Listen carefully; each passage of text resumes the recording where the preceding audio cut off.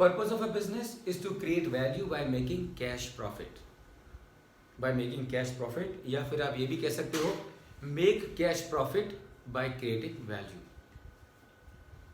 Make cash profit by creating. अभी cash profit क्या है हम लोग चर्चा करेंगे, पर अभी थोड़ा सा इतना ही समझ लें कि create value by making, purpose of a business is to create value by making cash profit. अब देखिए समझ के लीजिए ध्रुव, अगर एक कंपनी सिर्फ प्रॉफिट पर ध्यान देती है, वैल्यू क्रिएशन पर उनका ध्यान नहीं है, तो ऐसी कंपनी विजय मल्ल्या बनती है, ऐसी कंपनी मेहुल चौकसी बनती है, ऐसी कंपनी और जितने भी फ्रॉडस्टर्स हैं वो बनते हैं, बिकॉज उनका वैल्यू क्रिएशन पर ध्यान नहीं है, उनको किसी ना किसी तरह से पैसा कमाना है।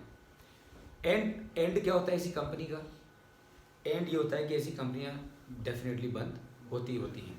लेकिन जिस कंपनी का फोकस वैल्यू क्रिएशन पे है, टाटाज हैं वैल्यू क्रिएशन पे है, more than 100 year old group है आज की तारीख में, बिरलाज है वैल्यू क्रिएशन पे फोकस है, more than 100 year old group है आज की तारीख में, and there are so many of them.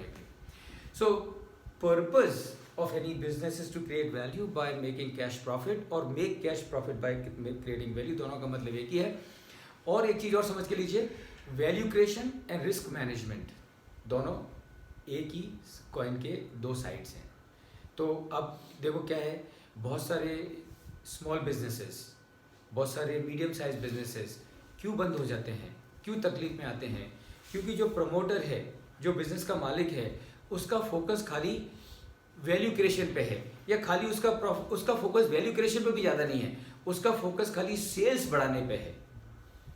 और खाली सेल्स बढ़ाओगे और अगर आपका प्रॉफिट नहीं बढ़ेगा तो ऐसी सेल्स का कोई फ़ायदा नहीं है, राइट? तो एक तो वो ये गलती करते हैं कि वो खाली और दूसरी मिस्टेक ये करते हैं कि रिस्क मैनेजमेंट में उनका ध्यान नहीं है। और सिंपल सा एग्जांपल देता हूँ, एक कंपनी है कोडेक, सबने नाम सुना होगा। कोडेक एक ज़माने में पूरी दुनिया की सबसे बड़ी कैमरा और फोटो कंपनी थी, सबसे बड़ी, मतलब कोई कॉम्पिटिटर ही नहीं था कोडेक को। आज कहाँ पे है Kodak? Is nowhere in existence. क्यों? क्योंकि कोडेक ने कभी रिस्क मैनेजमेंट पे ध्यान नहीं दिया।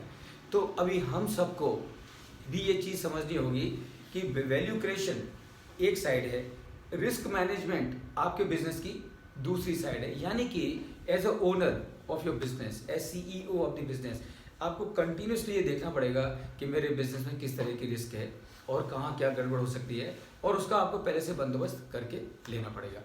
So that is the two sides. So these are the real mantras for long-term sustainability of any business. We need to remember them constantly. तो ये चीज़ है जो हमको constantly ध्यान रखनी पड़ेगी।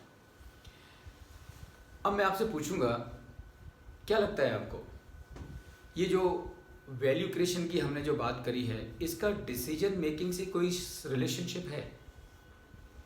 Do you think that your understanding of value creation can help you, यानी कि आपकी जो अंडरस्टैंडिंग है वैल्यू क्रिएशन के बारे में, उससे आपको डिसीजन लेने में मदद मिलेगी, ऐसा लगता है आपको?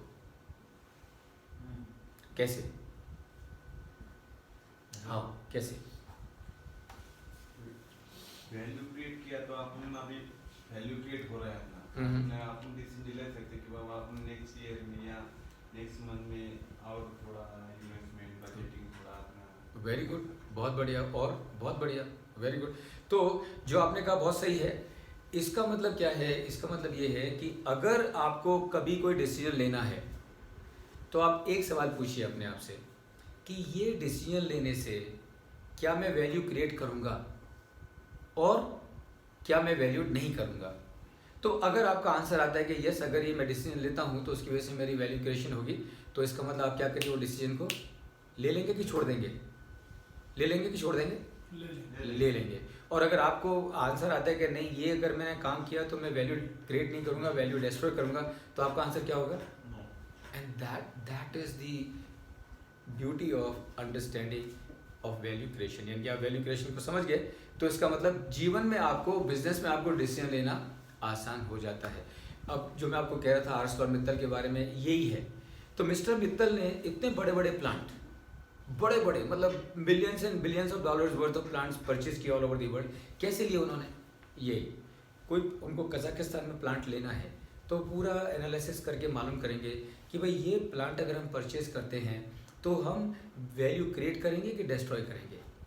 अगर आंसर आता है कि वैल्यू क्रिएट करेंगे तो क्या ले लो, आंसर आता है कि वैल्यू डिस्ट्रॉय करेंगे तो मत लो, and that is what it is.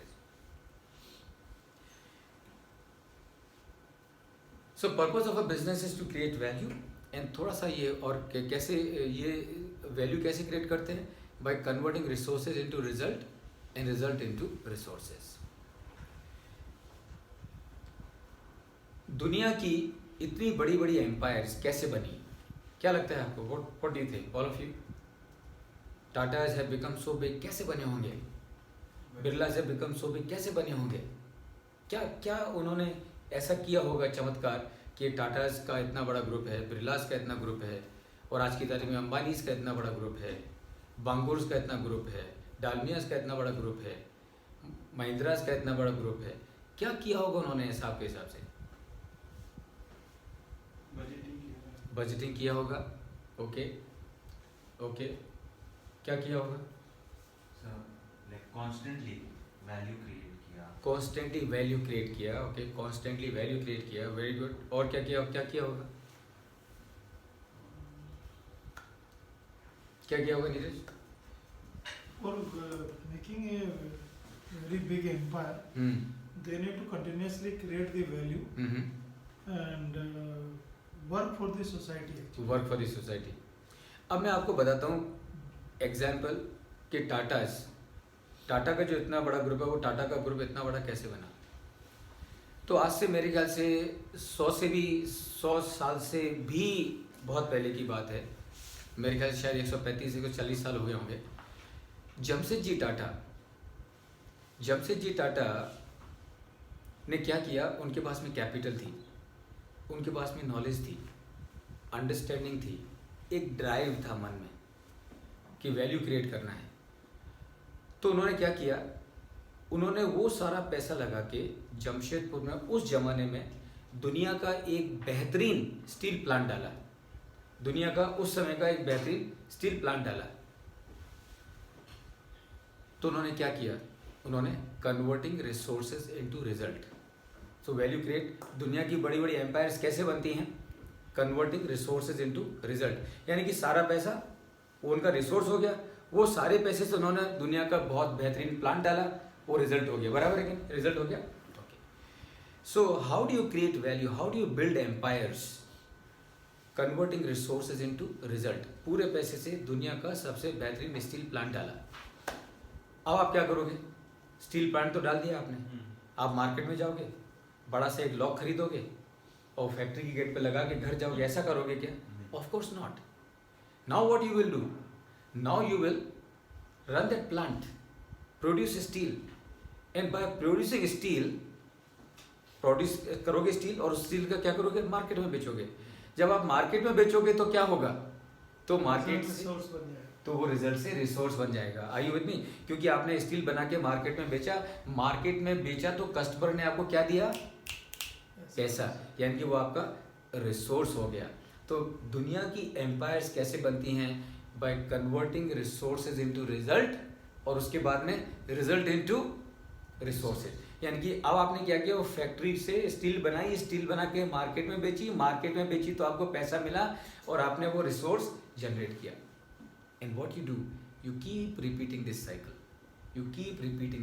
So Jamshedji Tata ने क्या किया? He kept on repeating this cycle, converting resources into, सभी एक साथ बोलिए, resources into and then result into resources. Keep repeating this cycle time and again. Jamshedji Tata ने ऐसा नहीं किया कि अरे भाई मेरा प्लांट बन गया, प्लांट चालू हो गया, ऑपरेशन चालू हो गया, प्रोडक्ट बनना शुरू हो गया, मार्केट में बिकना शुरू हो गया, पैसा आना शुरू हो गया, बंद करो।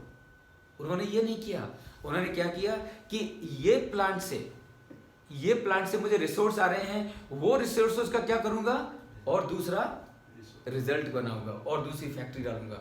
And this is how he kept on doing and remember, this is how all the business empires are built. तो अगर पूरी दुनिया में अगर आप देखें, वो टाटाज हों, बिरलाज हों, मित्तल्स हों, अंबानीज हों, और आपके मुंजाल्स हों, बफेट हों, फोर्ड हों, जो भी हैं, जितने भी हैं, दुनिया की सारी एम्पायर्स कैसे बनी? एवरीबडी कैसे बनी? By converting resource result into resource. इसका क्या मतलब है?